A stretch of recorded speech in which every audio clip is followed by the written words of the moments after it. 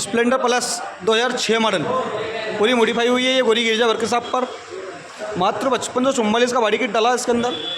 पूरी गाड़ी कंप्लीट हुई है, जहांगीरपुर की गाड़ी है ये। 3 दिन में गाड़ी बन के पूरी कंप्लीट हो गई है ये। जहांगीरपुर सही थी बनने के लिए ये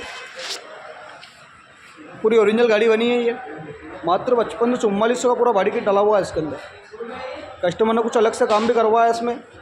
ये 1000 की लाइट डलवाई है कस्टमर ने अलग से, टाड़ी वन डलवाई है 2 पहिए में, ये काम अलग से था उनका। इंजन का भी काम करवाया उन्होंने। बाकी अपना पूरा बॉडी किट 5544 रुपये का कलर के साथ में, 6 महीने की गारंटी इसके साथ में।